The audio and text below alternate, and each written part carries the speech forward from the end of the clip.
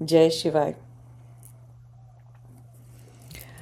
Homework हो रहा है, बहुत सारे प्रश्न पूछे आप लोगों ने पॉलिटिकली चार्ज्ड टॉपिक के ऊपर। तो मैं पढ़ती जाऊंगी आज, और मैं सभी प्रश्नों का आपको यहाँ पर आज इस वीडियो में आंसर देने की कोशिश करूँगी। पूरा नहीं होगा तो हम डिटेल में कुछ कुछ टॉपिक चूज़ करके उसके ऊपर बनाएंगे, ठीक है। अब पहला प्रश्न है कि एनिमल्स को जो काटा जाता है, तो जब उनकी कॉन्शियसनेस में अगर फियर हो, एंगर हो, हाँ उनकी अंदर भी, जानवरों के अंदर, पशुओं के अंदर पशु वृत्तियाँ होती हैं, ठीक है। तो फियर हो, एंगर हो, एंगर तो नहीं होगा पशु के अंदर। अगर शेर शेर हिंसक जानवर नहीं खा रहे हैं तो पशु वृत्तियाँ जो होती हैं वो डिसाइडेड होती हैं। पशु वृत्ति ऐसे ही काम करती है, ठीक है। और उनका अगर एंगर या कुछ है भी तो वो लड़ भिड़ के उसी वक्त वो लड़ भिड़ लेते हैं, वो निकल जाता है। वो ऐसे हमारे मनुष्यों की तरह नहीं होता कि एंगर अंदर रख लिया, है ना। और फियर भी उनके अंदर ऐसे हमारी तरह नहीं रहता, मनुष्यों की तरह नहीं रहता कि फियर अंदर टिक गया, अंदर रह गया। ऐसे नहीं कि कई साल तक आप फियरफुल हो, ऐसा नहीं होता। जब उनको कोई खाने आ रहा हो, मारने आ रहा हो, तब उनके अंदर वो फियर आता है, ठीक है, थोड़ी देर के लिए। और एंगर है तो क्या वो हमारे अंदर नहीं आएगा? क्योंकि जैसे हमारी कॉन्शियसनेस का असर हमारे फूड पर होता है, एनिमल कॉन्शियसनेस का असर उनके अंदर होगा। अगर आप गुस्से में हैं तो थोड़ी देर आपने वो कर लिया, अपने मुट्ठियाँ बांध ली, दांत भींच लिए, या किसी को आप पीट रहे हैं या कुछ कर रहे हैं गुस्से में, लेकिन जब आपका गुस्सा नीचे जाता है थोड़ी देर के बाद तो आपका शरीर तो नॉर्मल ही हो जाता है। हाँ, दिमाग में से गुस्सा जाएगा आपके कि नहीं वो नहीं पता है, उसका नहीं पता चल रहा है, लेकिन शरीर में से गुस्सा बहुत देर रह भी नहीं सकता किसी के ना। फिर नहीं तो उसे स्ट्रोक आ जाएगा, हार्ट अटैक आ जाएगा, कुछ ना कुछ आ जाएगा। तो वो इतना नहीं रहता है। दूसरी बात ये कि हम कॉन्शियसनेस तो नहीं खा सकते हैं किसी की किसी का आप खा रहे हैं किसी भी पशु को, तो पशु का शरीर शरीर खा रहे हैं जिसमें से आत्मा जा चुकी है, चेतना जा चुकी है। और उसमें जो है, जो उसकी एनर्जी थी वो भी आप जब धोएंगे, बहुत सारा पकाएंगे, अपने हाथों से छुएंगे किसी भी चीज़ को, तो वो उसका भाव बदल जाता है। तभी तो मैंने बताया था ना आपको वीडियो में कि आयुर्वेद में क्यों लिखा है कि आपके मन में अगर सत्व है तो वो भोजन जो है सात्विक हो जाता है। अगर आपके अंदर रजस है बहुत ज़्यादा भारी उस भोजन को करने के समय पर, तो भोजन राजसिक हो जाएगा। और अगर आप तमस से घिरे हुए हैं तो चाहे फिर आपको अमृत ही क्यों ना दिया हो, पंचामृत दिया हो, प्रसाद दिया हो, कुछ भी दे रखा आपके हाथ में हो, अगर आपके मन में तामसिक भाव है बहुत ज़बरदस्त, तो फिर वो भोजन तामसिक हो जाएगा। तो ये मनुष्य क्योंकि सबसे ज़्यादा पंच तत्वों में सबसे जटिल प्रक्रिया से बना हुआ है ना। शक्ति की बहुत सारी शक्तियों से मिलके मनुष्य बना हुआ है, और 5 तत्वों से मिलके शरीर बना हुआ है। और भी बहुत सारी चीज़ें, अगर आप सांख्य दर्शन पढ़ना चाहिए आपको, तो आपको पता चलेगा कि मनुष्य एक ह्यूमन आर्किटेक्चर जो है वो बहुत ही कॉम्प्लेक्स आर्किटेक्चर है। तो हम मनुष्य का वो प्रिसीड करता है, सुपरसीड कर जाता है किसी भी जानवर, किसी भी पौधे, किसी भी तत्व, किसी भी चीज़ को छूने से उसका प्रभाव, मनुष्य का प्रभाव, जिंदा मनुष्य का प्रभाव सुपरसीड करता है किसी भी मृत या बिना मृत, जिंदा किसी भी तरह की चीज़ को छूने पर मनुष्य का भाव वो करता है।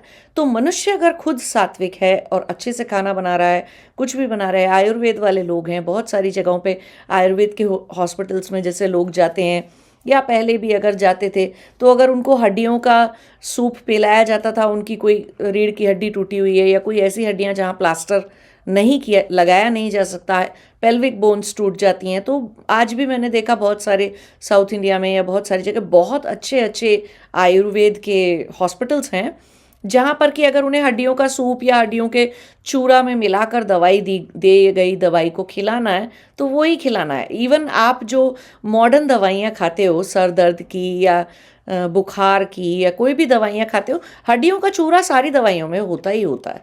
तो आप खा तो वही रहे हो, ठीक है, 4 केमिकल के फॉर्म में, और वो हड्डी के फॉर्म में नहीं है, तो आपने उस इग्नोरेंस को ब्लिस समझ लिया कि नहीं, आपने हड्डी का चूरा नहीं खाया है। आपने अगर जीवन में कोई भी गोलियां दवाइयां खाई हैं तो आपने हड्डियों का चूरा खाया है, ठीक है। उसके ऊपर एक बहुत बड़ा बहुत सारी डॉक्यूमेंट्रीज़ और रिसर्च आपको मिल जाएंगी कि हड्डियों के चूरों से दवाइयाँ कैसे बनती हैं और कौन कौन से जानवरों की हड्डियों का चूरा दवाइयाँ बनाने के लिए इस्तेमाल किया जाता है। ठीक है, कैल्शियम को ये ऐसे तो बना तो नहीं देंगे ना, तो जो बेस होता है दवाई का वो ये सारी चीज़ें हैं। तो ये देखिएगा आप, तो हम लोग सुपरसीड करते हैं, हम ज़्यादा कॉम्प्लेक्स क्रिएचर हैं, तो हमारे छूने से, हमारे भाव से हर चीज़ का भाव कन्वर्ट हो जाता है ना। हर, चाहे वो प्लांट पौधा जहरीला पौधा ही क्यों ना हो, वो कई बार बहुत सारे लोगों को बहुत कुछ असर नहीं करेगा, लेकिन तुलसी का पत्ता भी हो, आप उसे भी तामसिक बना देंगे अगर आपके अंदर, तो आपके अंदर ये शक्ति है। तो मनुष्य इतना शक्तिशाली है, इस बात को समझना चाहिए। और आपके इस प्रश्न से मुझे लग रहा है आपको 100% इस साल सांख्य दर्शन पढ़ लेना चाहिए। सांख्य दर्शन की किताब उठाइए। मैंने कितनी बार बताया आप लोगों को, सांख्य दर्शन की सबसे अच्छी, हिंदी में पढ़ना चाहते हैं तो सबसे अच्छी किताब जो है वो आर्य, उनकी है, आर्य समाज की किताब है। पंडित वेदवीर शास्त्री हैं उनका नाम, आप ढूंढ सकते हैं, आपको मिल जाएंगी आर्य समाज की किताबें। वो उन्होंने बहुत सरल हिंदी में सरल तरीके से एक्सप्लेन किया है। ऐसा नहीं कि उसको पढ़ने के लिए वो इतना कॉम्प्लेक्स है कि आपको पढ़ने के लिए किसी आचार्य जी के पास जाना पड़ेगा। चले जाएं तो बहुत ही अच्छी बात है, आप अगर दर्शनों का अध्ययन करने के लिए किसी आचार्य के पास चले जाएं, लेकिन नहीं जाते हैं तो आपके ये बार बार जो बहुत सारे प्रश्न आते हैं ना, सांख्य दर्शन की वजह से, ना पढ़े हुए होने की वजह से आप ह्यूमन आर्किटेक्चर की कॉम्प्लेक्सिटी और ह्यूमन आर्किटेक्चर को नहीं समझते, इसलिए आते हैं ये सारे क्वेश्चन। अब दूसरा कमेंट है कि कोई आचार्य हैं जो ये कहते हैं कि वैज्ञानिक अध्ययन ये संकेत देते हैं कि मनुष्य मूलतः पौध आधारित आहार के लिए अधिक उपयुक्त रूप से बना है। देखिए, और इस दृष्टिकोण के अनुसार मांसाहार का उपयोग कुछ चरणों में जीवित रहने के लिए अपनाया गया था। हमारे दांत, जबड़ों की गति, बड़ी आंत की लंबाई और ये सारा कुछ दृष्टिकोण जो है, देखिए इस चीज़ पे आपको researchgate.com.org जो वेबसाइट है उसके ऊपर बहुत सारी रिसर्च पढ़ने को मिल जाएगी। तो आप इस बात पे मत जाइए कि कौन से आचार्य क्या कहते हैं। अगर आपको शरीर की संरचना से जेनेटिक हिस्ट्री को जोड़ना है, ठीक है, तो आपको अगर शरीर की संरचना, ह्यूमन शरीर की संरचना को, वो भी अलग अलग जगह के, अफ्रीका के आप अलग जोड़ेंगे, रेस अलग है ना, जेनेटिकली रेस अलग है, जब प्रभाव अलग है। कुछ रेसेस ने तो, कुछ रेस ऐसी थी यूरोप की, और कुछ आज भी भारत की कुछ ट्राइब्स ऐसी हैं, कुछ लोग ऐसे हैं जो हमेशा से हंटर गैदरर थे, उन्होंने कभी कोई एग्रीकल्चर किया नहीं और आज भी नहीं करते हैं। बहुत सारी ट्राइब्स दुनिया में भी ऐसी हैं। तो ऐसे देश, भाषा नहीं, अलग अलग जेनेटिक रेस ट्रेड पे जाइए और रिसर्च पढ़िए प्रॉपरली, ठीक है, कि किसका विकास कैसे हुआ, अफ्रीकन्स का विकास कैसे हुआ, भारतीयों का विकास कैसे हुआ, सबका विकास। 6 अलग अलग तरह की ह्यूमन स्पीशीज़ की, होमोसेपियंस की स्पीशीज़ की और भी फर्दर रेस और जीनियोलॉजी चेंज हो जाती है। तो उसके ऊपर आप पढ़िए पहले बैठ के और अपनी रिसर्च खुद करिए। देखिए, भारत में ना एक ट्रेंड देख रहा हूँ मैं बहुत अच्छे से, अभी आजकल तो बहुत ही ज़्यादा हो गया है कि कुछ लोग दूसरों की बातों का खंडन करने के ही वीडियो बनाते रहते हैं।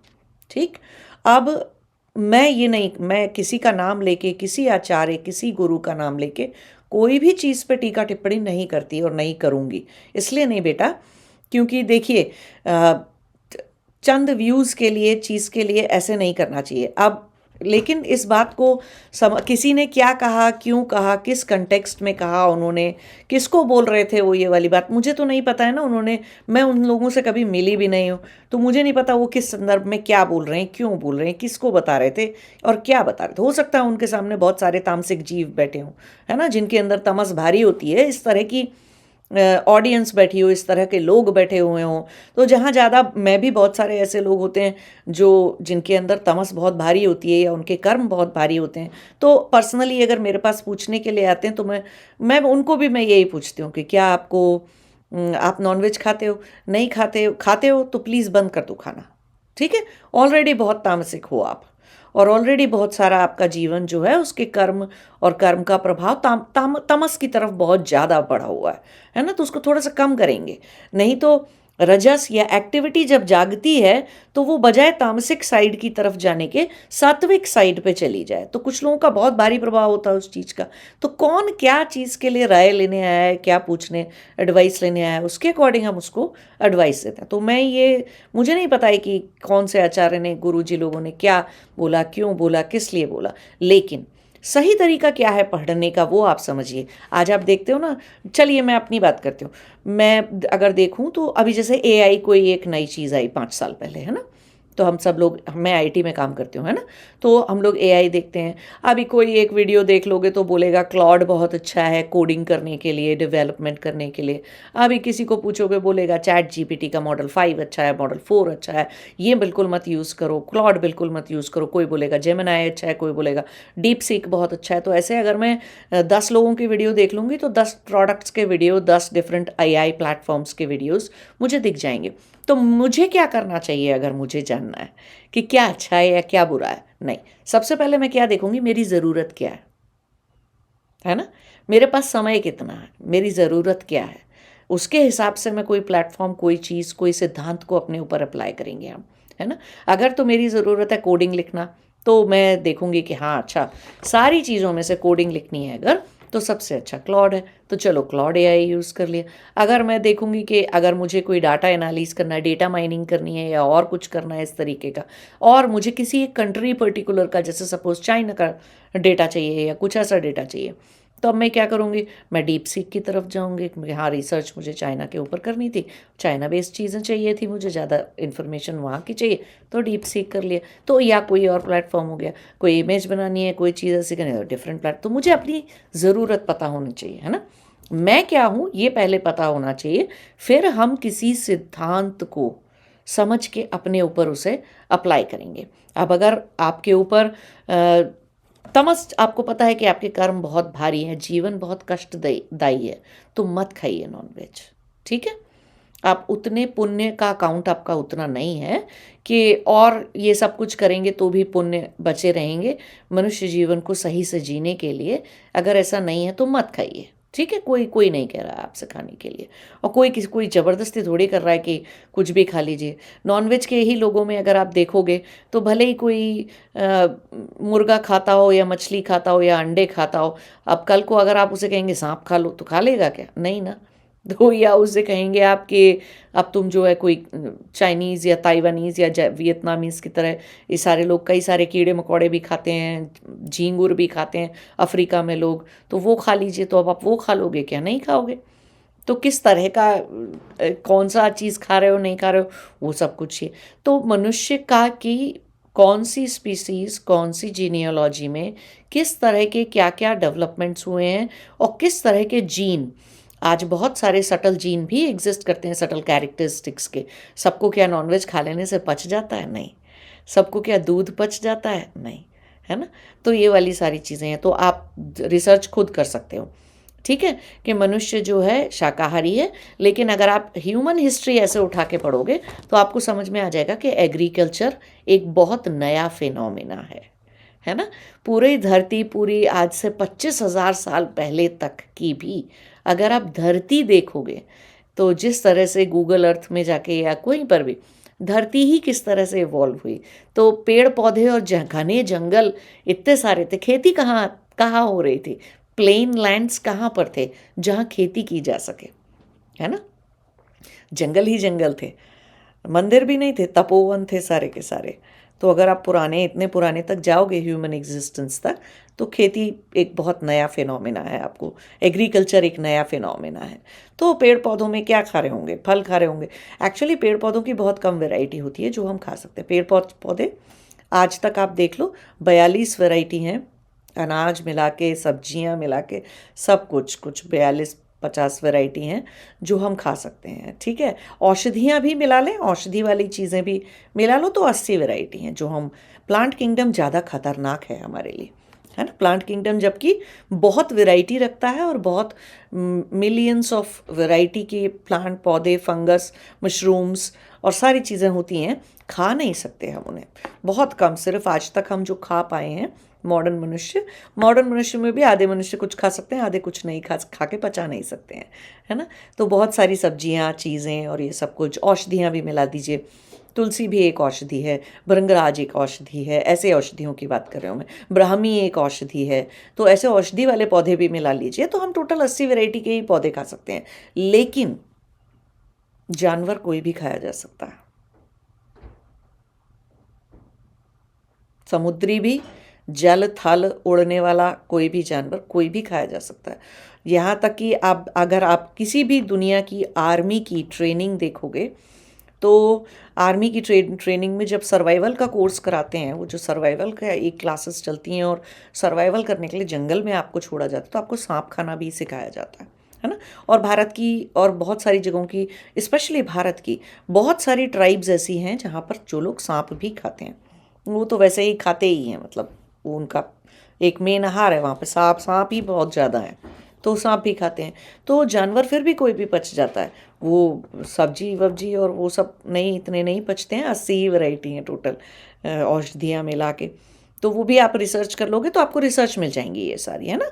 तो आप रिसर्च गेट पे जाके गूगल में, या आप गूगल स्कॉलर भी होता है रिसर्च पेपर सर्च करने के लिए, तो गूगल स्कॉलर भी सब्सक्राइब कर लो आप, उस पर भी अपना अकाउंट बना लो, फ्री में बन जाता है। वहाँ पे भी आपको सारे सारे आप बहुत सारे रिसर्च और चीज़ें मिल जाएंगी।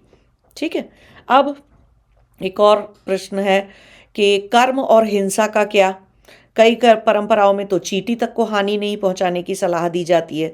यदि ऐसा है तो भोजन के लिए पशुओं की हत्या करना या कर्म बंधन क्या या पाप नहीं माना जाएगा, इस भेद को किस प्रकार समझा जाता है। अब देखिए, हानि हिंसा, पहले मैंने कई सारे वीडियोस में आपको समझाया कि हिंसा क्या होती है। हिंसा, भोजन के लिए किसी को मारना हिंसा नहीं होती है।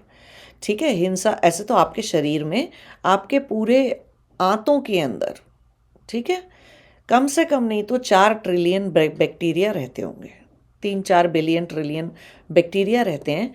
तो वो भी जंतु हैं, वो भी आत्माएं हैं, ध्यान रखिएगा ये वाली बात। चाहे कोई कितना ही सूक्ष्म जीव हो, है ना, वो भी आत्मा है तो है, चाहे भले उसका शरीर इतना सूक्ष्म है कि हमें आंख से दिखाई नहीं देता।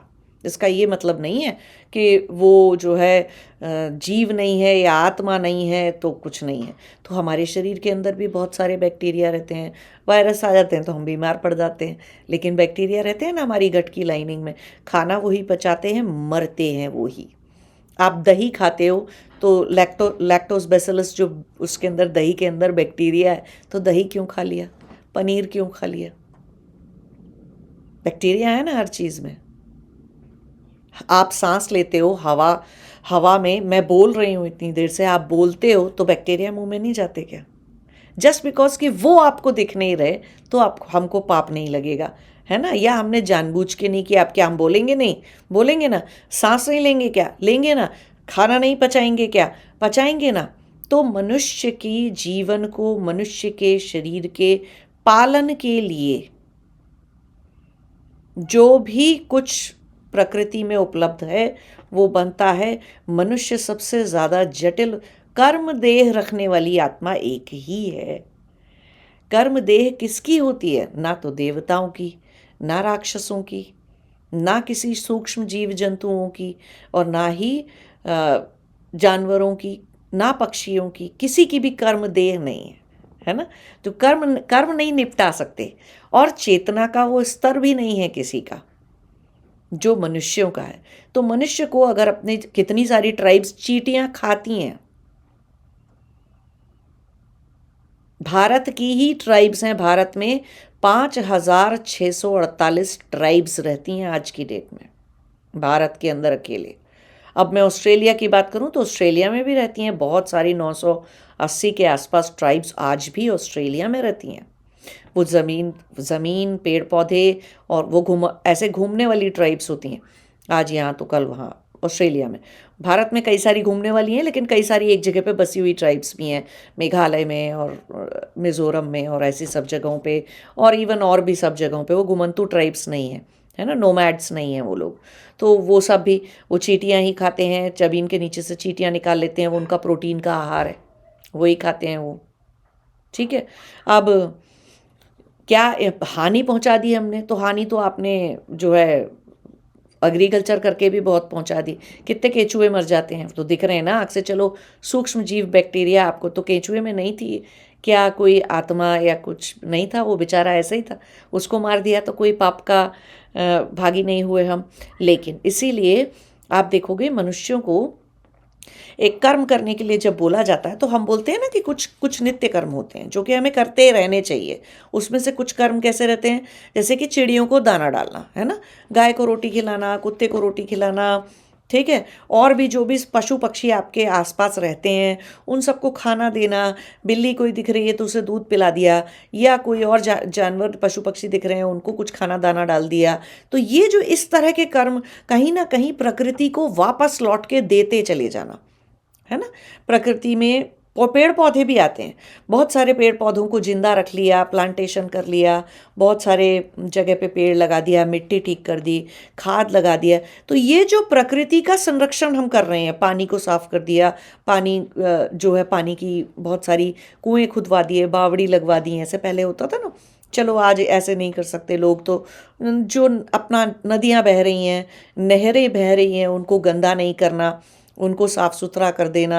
और ये सब तरह के जो कर्म हम करते रहते हैं ना प्रकृति के संरक्षण के लिए, प्रकृति के संरक्षण के लिए लगातार हम जो कर्म करते रहते हैं, ये कर्म उस जगह से बैलेंस हो जाते हैं जब हम अपने भोजन के लिए प्रकृति में से किसी पेड़ पौधे का इस्तेमाल करते हैं, या किसी पशु पक्षी या जीव जंतु का इस्तेमाल करते हैं, या हम एग्रीकल्चर करके जब पेड़ हम एग्रीकल्चर की वजह से हम पेड़ में से तो आत्मा निकालते ही हैं, पेड़ तो मारेंगे ही मारेंगे, साथ में जो एग्रीकल्चर करने के लिए जीव जंतु मर गए वो भी, तो हम उसकी चीज़ों का पाप नहीं बनता इस तरीके का।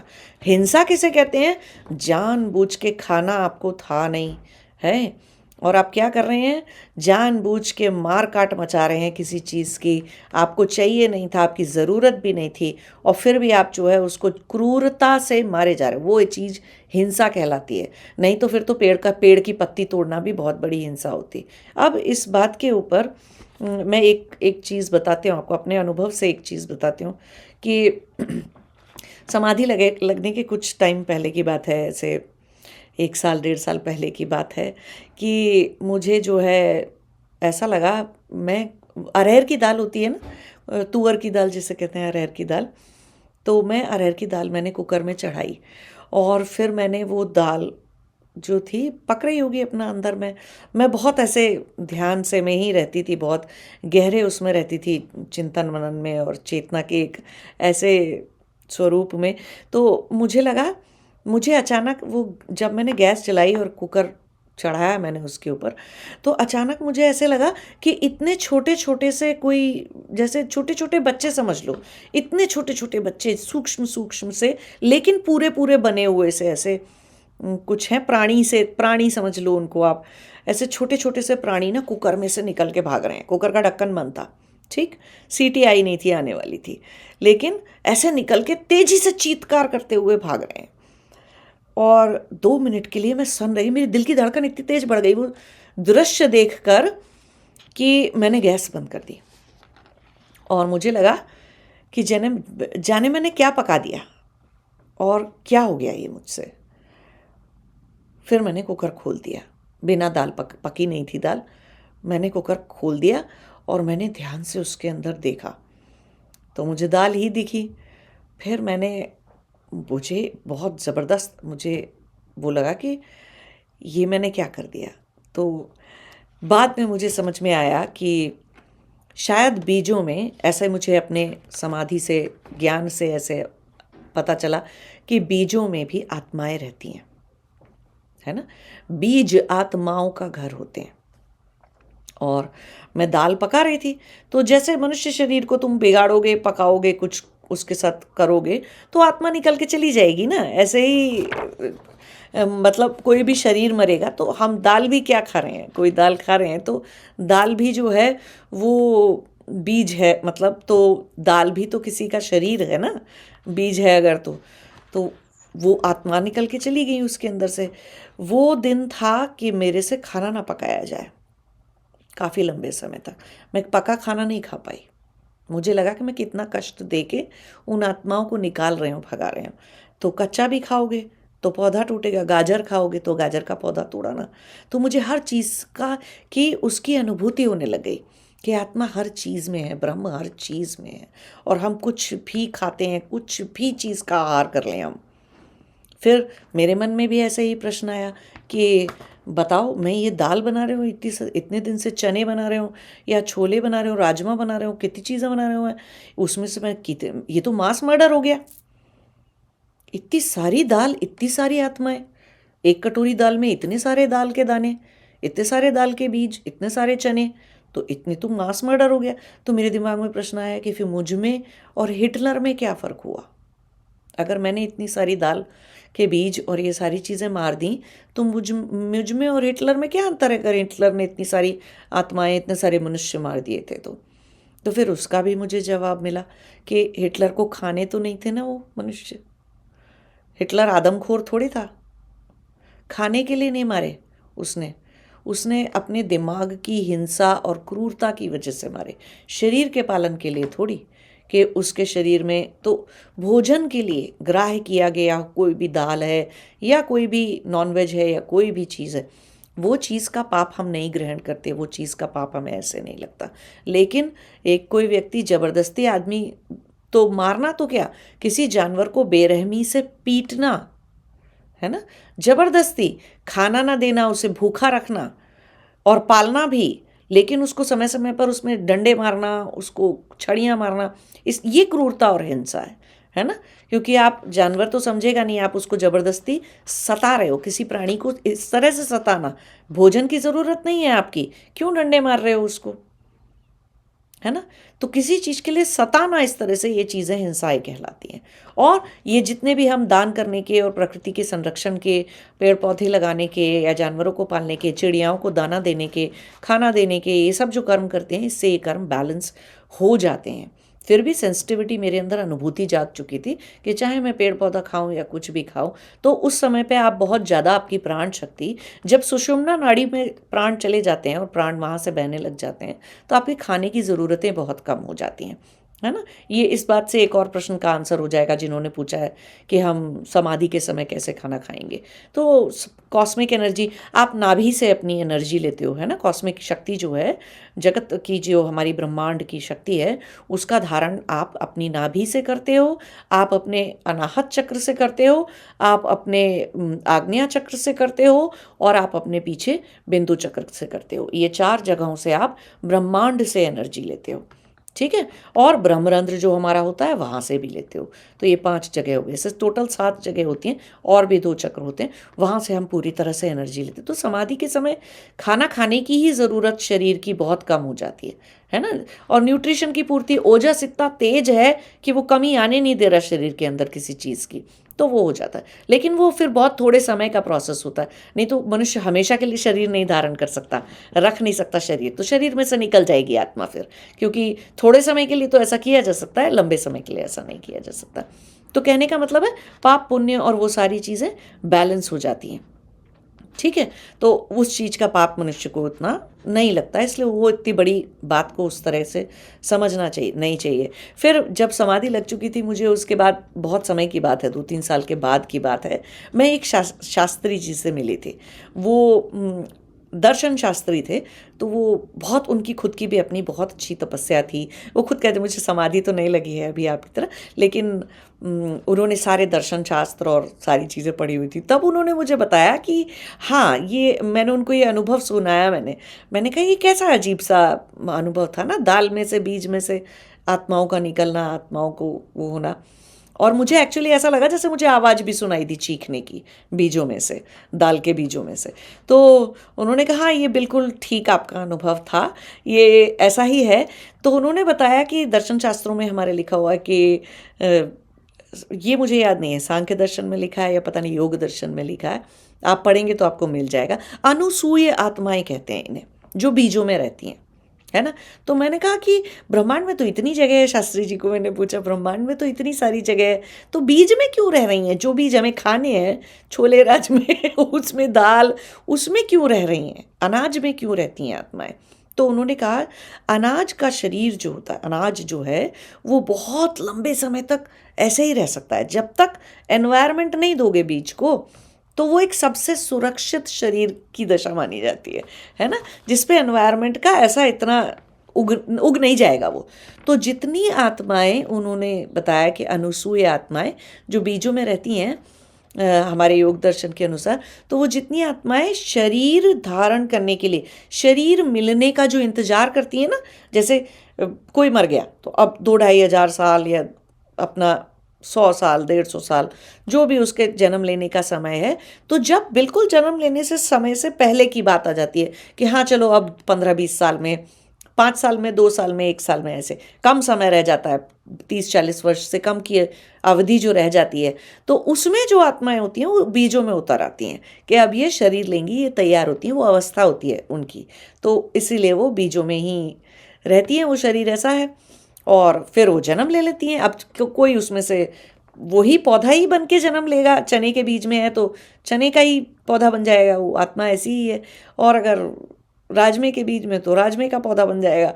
अगर वो नहीं तो कुछ आत्माएं उसमें से जानवर बनेंगी, है ना, जानवर का के रूप में किसी का पोषण करेंगी, मनुष्य में जाएंगी, मनुष्य का पोषण करेगी तो मनुष्य की आत्मा बन के पैदा होंगी। तो ऐसे करके वो अनुसूय आत्माएं अपना, बाद में वो कौन सा शरीर धारण करके जन्म लेंगी वो एक अलग बात है, वो उनके कर्म हैं अपने। लेकिन बीज ग्रहण, बीज में जो आत्माएं, जो बीज रूपी शरीर रखती हैं, उनको हम कहते हैं कि वो अनुसूय आत्माएं होती हैं।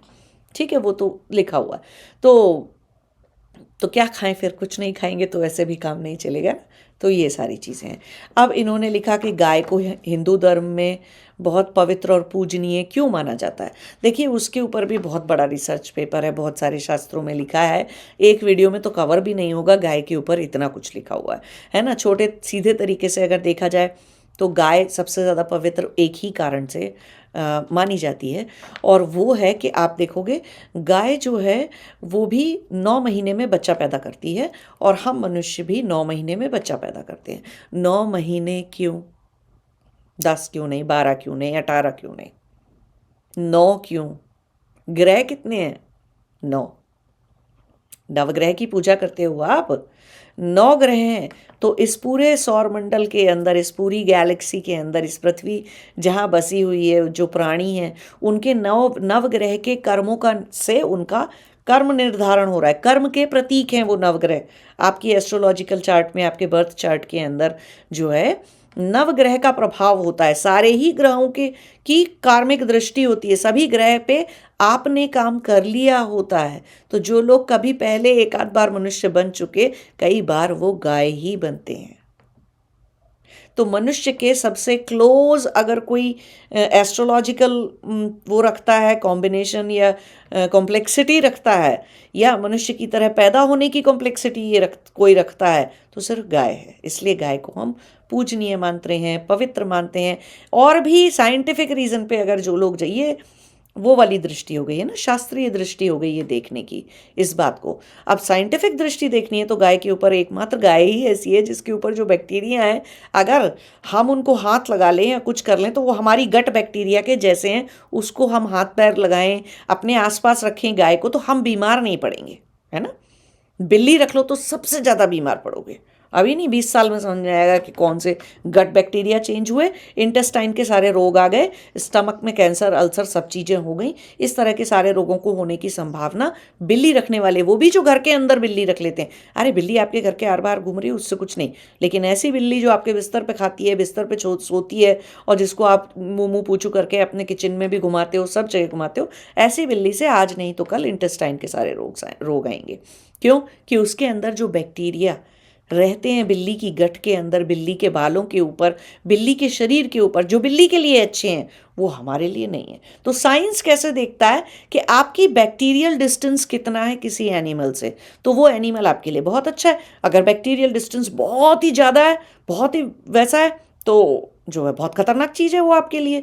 तो जितने भी बिल्ली की प्रजाति, फीलाइन प्रजाति के जितने भी जानवर होते हैं, बिल्ली हो गई, लोमड़ी हो गई, भेड़िया हो गया, शेर हो गया, टाइगर हो गया, ये सारी चीज़ों के बैक्टीरिया हमारे बैक्टीरिया से बहुत अलग हैं। हम रोगी हो जाएंगे उनके साथ रह के, मनुष्य रोगी हो जाएगा। तो साइंस भी ऐसे देखता है। अगर आपको मॉडर्न साइंस शास्त्रीय दृष्टि भी ऐसे ही है। सही तो कहा होगा उन्होंने कि भाई बिल्ली कौन पालता है ये सब कुछ, बिल्ली बिल्ली आजकल लोग मॉडर्न ज़माने में बहुत पालने लगे हैं। पता चलेगा 10-20 साल में, बिल्ली की उम्र 20-22 साल होती है। 10-20 उतने साल में अगर आपने बिल्ली पाल ली तो आपको अपनी हालत पता चलेगी। मैंने तो बहुत सारे केस ही देख लिए जिनको बैक्टीरिया, बिल्ली को जिन्होंने घर में, किचन में और सब जगह, थोड़ा कुत्ते में थोड़े अच्छे थोड़े ठीक होते हैं तो, लेकिन कुत्ता भी घर के बाहर रहना चाहिए। बेड पे आपके कुत्ते को सुला रहे हैं, कुत्ते के साथ सो रहे हैं, कुत्ते के साथ खाना खा रहे हैं, उसके पूरी किचन में आपके और सब जगह पे कुत्ता, कुत्ते के बाल, बिल्ली, बिल्ली के बाल, ये सब कुछ अगर है तो आप आज नहीं तो कल बुरी तरह से बीमार पड़ोगे ही पड़ोगे। ठीक है। और ऐसी ऐसी तरह की बीमारियां और चीज़ें लगती हैं जिसका मेडिकल टेस्ट भी कोई चीज़ प्रूव नहीं करेगा कि ये अल्सर क्यों हो गया। अभी हो गया बस आपको, है ना, यही तो बताता है साइंस की, ये हो गया आपको। ये थोड़ी पता क्यों हो गया, क्या करने से हो गया, ये कहाँ पता चलता है। ये ट्यूमर आपको हो गया, क्या करने से हो गया, अरे बहुत सारे फैक्टर होंगे आपकी लाइफ के अंदर। ठीक है। तो पशुओं के बाम, तो इसीलिए हम गाय को पवित्र मान लेते हैं, ये सब कुछ करते हैं। अब मुस्लिम समुदाय के लोग बहुत सारा खाते हैं और इसे पाप नहीं मानते। हाँ, बहुत सारी जगह पे सांप भी खा लेते हैं, सांप भी मार देते हैं, उसको भी पाप नहीं मानते। तो हम कोई, या बहुत सारी जगह मछली खा लेते हैं, मछली को पाप नहीं मानते। बहुत सारी जगह पे और सारी चीज़ों को है। तो जो गोमांस का सेवन करते हैं, क्या उन्हें पाप नहीं लगेगा? किसी को भी, मैंने बताया ना, खाना खाने की चीज़ों से, बहुत सारी चीज़ों से कोई पाप पुण्य ऐसे नहीं बन रहे कि जो जन्म के लिए बंधनकारी हो जाए। हिंसा करना बंधनकारी होता है, व्युत्थान कर्म है ये। व्युत्थान कर्म कैसे होते हैं? नहाने धोने के कर्म हुए, है ना, शरीर के लालन पालन के, आपके जो भी खाना खाने के कर्म हो गए, वो सब व्युत्थान कर्म है, व्युत्थान वृत्तियां हैं उनकी, वो बंधनकारी नहीं है ना। उनसे कोई कर्मा नहीं बन रहा, कुछ नहीं हो रहा। तो मुसलमानों को या दूसरे जो धर्म के लोग हैं, और भी क्रिश्चियंस भी हैं, उनको भी, या किसी भी चीज़ की, जो बहुत ज़्यादा बीफ खाते हैं, सब कुछ करते हैं, उनको वो बात से पाप नहीं लग रहा होगा। उनको लग रहा होगा और दूसरे कॉन्सेप्ट्स और दूसरी चीज़ों से, और अपने यहाँ पर इतनी हिंसा रखने से और हिंसात्मक दृष्टिकोण रखने से उनको पाप लग रहा होगा। फिर वो चाहे उस दृष्टिकोण की वजह से आतंकवादी बन के मनुष्यों को मारें, या उसको मारें, या किसी को भी मारें। ठीक है। अब आप ये बात कर रहे हो कि गोमांस की, और वो जरा मनुष्य को मारने का समझो, बहुत इंपॉर्टेंट बात आ जा। आप सभी लोग इस वाली बात को समझो। आप किसी भी देश की जो आर्मी है, आर्मी, नेवी, एयरफोर्स, जो भी डिफेंस फोर्सेस हैं किसी भी कंट्री की, वो किसके पैसे से चलती हैं? आपके पैसे से, है ना। टैक्स भरते हो ना, किसी भी देश भाषा के हो आप, कोई फर्क नहीं पड़ता, टैक्स भरते हो हमारे दिए हुए पैसे से, टैक्स से। हम उस आर्मी को पे कर रहे हैं ना, उस नेवी को पे कर रहे हैं, उस चीज़ को पे कर रहे हैं, उस डिफेंस फोर्सेस के लिए पे कर रहे हैं ना। हमारे टैक्स का एक परसेंटेज ऑफ हिस्सा उनको जा रहा है ना, उसी से उनकी सैलरी जाती है ना, उसी से हथियार खरीदे जाते हैं ना। मारा किसको जाता है? क्या आर्मी डिफेंस वाले लोग क्या चींटी केकड़ा मछली मार रहे हैं क्या? नहीं, मनुष्य मार रहे हैं। वो मनुष्य कैसा? आतंकवादी था, धूर्त था, हमारे यहाँ पे क्राइम कर रहा था। पुलिस, सेम चीज़ पुलिस के लिए। पुलिस भी कई बार गुंडे और ये सब जो असामाजिक तत्व रहते हैं, अधर्मकारी तत्व रहते हैं, उन्हें मार ही तो देते हैं। ठीक। आतंक फैलाते हैं, समाज में दुर्व्यवस्था फैलाते हैं। तो हमारे उसका, तो क्या आप क्या सोच रहे हो, हमारे ऊपर नहीं आता उस चीज़ का वो फर्क? हमने कई बार, बहुत सारे लोगों को मैंने ये कहते सुना कि ठीक है, आपने काटा नहीं, आपने मारा नहीं चिकन को या किसी को, लेकिन आपने पैसे तो दिए, किसी और ने काटा तो आपने खा लिया उसको। तो खाने के लिए तो, पोषण के लिए तो किया। यहाँ कौन सा आप मनुष्य खा रहे हो जो आर्मी मार रही है? तो धर्म अधर्म, तो कर्मा तो हमें तब भी लगना चाहिए अगर हमारे देश की सुरक्षा, इस साल हमारे देश की सुरक्षा फोर्सेस ने, चाहे पुलिस मिला लो, चाहे आर्मी मिला लो, चाहे जो सब कुछ मिला लो, सारी तरह की सुरक्षा कर्मी और फोर्सेस ने, इस साल अगर उन्होंने 1000 लोग मारे या 5000 लोग मारे इस तरह के, ठीक है, तो वो 1000 5000 जो भी लोग मर रहे हैं, हमारी सैलरी से मर रहे हैं, हम नहीं दिए थे पैसे हमारी सुरक्षा के लिए, तो मारे ना उन्होंने, वो मनुष्य थे। चाहे वो कितने ही महापापी सही, मारे तो मनुष्य। तो उसका हमको नहीं लगेगा, लगता है कलेक्टिव कर्मा वहीं पे आता है फिर। ठीक है, तो क्या अब मारे नहीं, हो जाने दें अपने अधर्म की स्थापना, बिल्कुल नहीं मारे, बिल्कुल कुछ नहीं करें। या वो जज जो फांसी की सजा सुना देते हैं, तो वो तो बेचारे बहुत ही कलंकित हो गए, बहुत ही, उनका तो, उनसे तो बहुत ही बड़ा जघन्य अपराध हो गया। तो कलेक्टिव कर्मा और अधर्म अधर्म को इतने बड़े लेवल पर समझिए, है ना। ये गो हत्या से और ये सारी चीज़ों से, हाँ जानबूझ के हिंसा करने के लिए हत्या कर रहे हैं, किसी को चिढ़ाने के लिए मार रहे हैं, कि ज़बरदस्ती पीट पीट के कुछ कर रहे हैं, तो वो सब बहुत हिंसा है। भोजन के लिए किया गया और ये सारी चीज़ों के लिए जो भी कर्म हमें लगते हैं, उसकी भरपाई कहाँ पे हो जाती है? जो भी हम नित्य कर्म, व्युत्थान कर्म करते हैं, प्रकृति के पालन के लिए, पशु पक्षी को दाना देना, चिड़ियाओं को खाना खिलाना, ये सब चीज़ों से, और भी हमारे बहुत सारे कर्म होते हैं ना इस तरीके के। हवन करते हैं हम, यज्ञ करते हैं, पूजा पाठ करते हैं, प्रसाद बनाते हैं, ये सब कुछ करते हैं, इतना सब कुछ हम करते हैं मनुष्य लोग, कि उन सब चीज़ों से उसकी वो भरपाई हो जाती है। उसके लिए इतना चिंता करने की ज़रूरत नहीं है। ठीक है।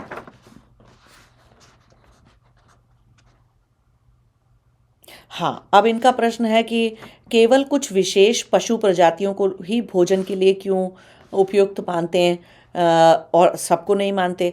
ये वाली बात डीएनए का फ़र्क है ना। अगर आप अपने से बहुत डिफरेंट बैक्टीरिया, हर प्राणी खाना खाता है, चाहे भले वो बैक्टीरिया ही क्यों ना हो, है ना, सिंगल सेल जीव ही क्यों ना हो, वो खाना खाता है। तो उसका खाना भी कैसे पचेगा? जैसे हमारे पेट में 3 ट्रिलियन 4 ट्रिलियन बैक्टीरिया बैठे हुए हैं, उससे हमारे अंदर ट्रिलियन बैक्टीरिया से खाना पच रहा है हमारे अंदर, है ना। और हमारी पूरी गट लाइनिंग में बैक्टीरिया, हमारे शरीर के अंदर ही पूरे बहुत बड़ा बैक्टीरिया का घर है।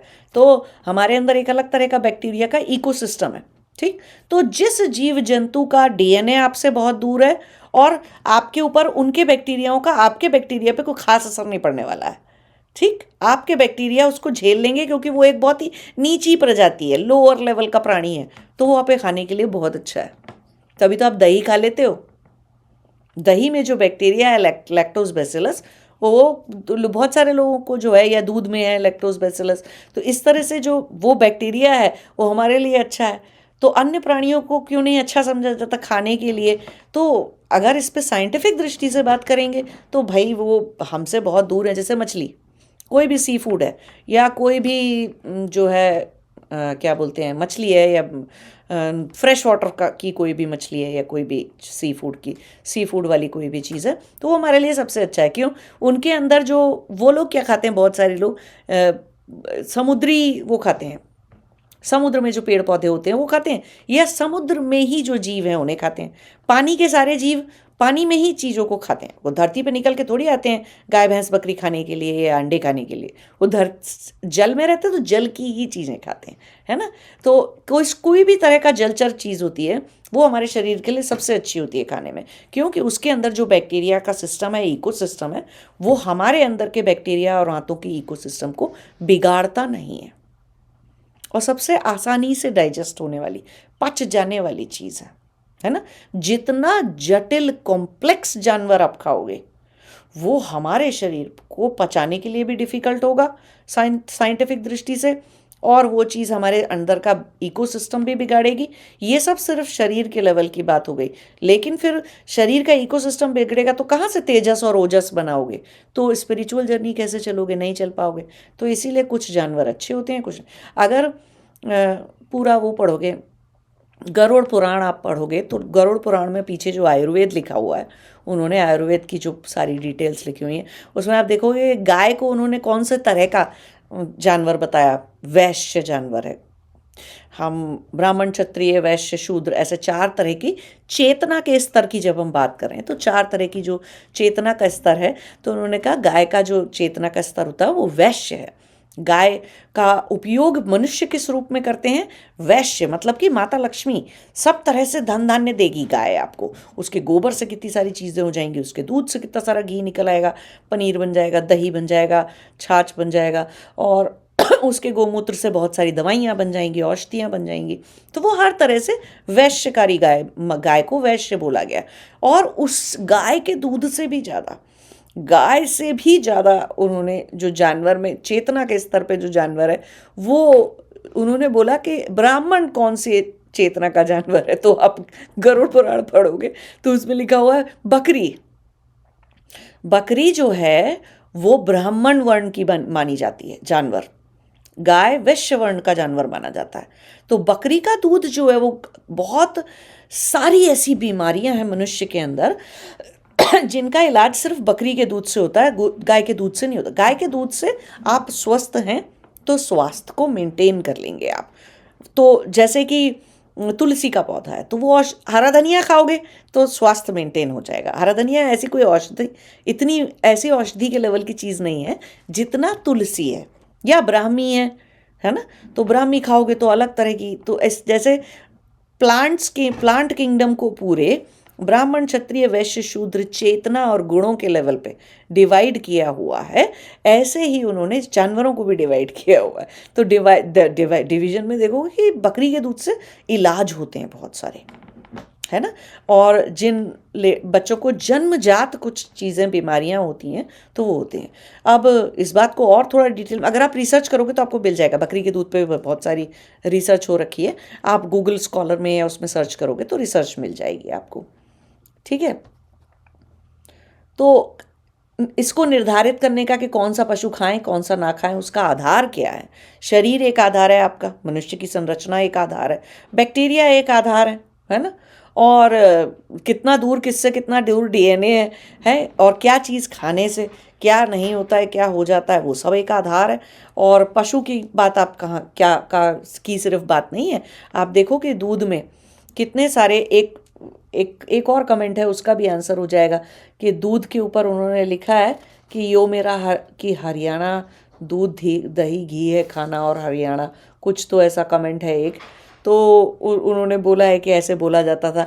तो भाई हरियाणा पूरा भारत नहीं है, और हरियाणा पूरी पृथ्वी भी नहीं है, और हरियाणा पूरा संसार भी नहीं है। दुनिया में ज़्यादातर लोग लैक्टोज एलर्जिक होते हैं, उनकी संख्या ज़्यादा होती है हमेशा। बहुत डिटेल में पढ़ा हुआ है मैंने लैक्टोज एलर्जी के बारे में, क्योंकि मैं खुद लैक्टोज एलर्जिक हूँ बचपन से। मुझे आज 40-50 साल, जितनी मेरी उम्र है उतने साल मुझे हो चुके हैं दूध ना पिए हुए कभी भी।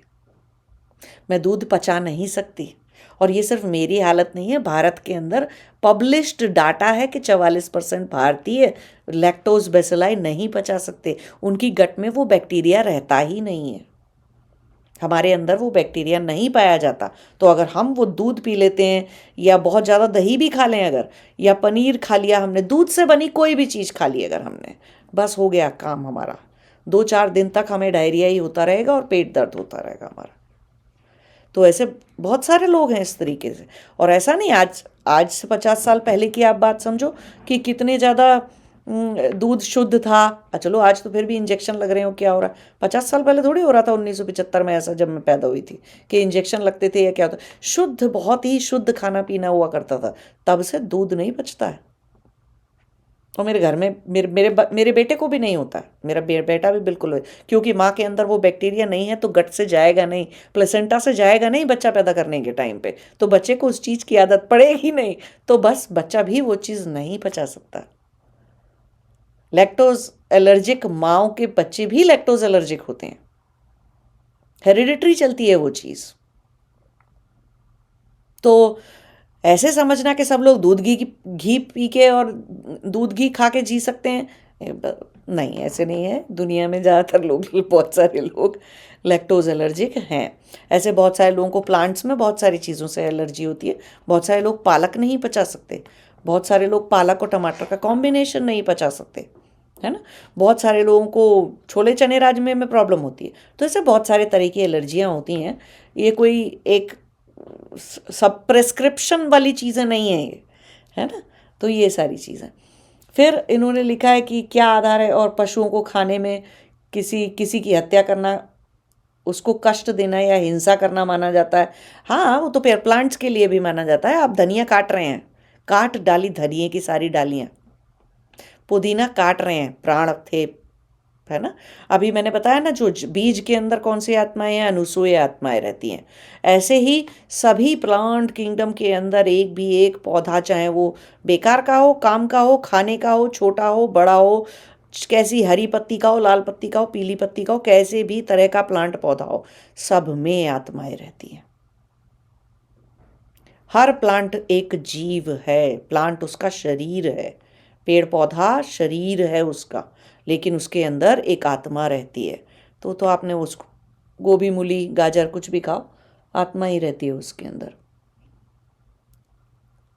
ठीक है। तो आप प्लांट पर भी हिंसा कर रहे हो, तो ऐसे नहीं सोचना चाहिए, ये गलत वो है, ठीक है।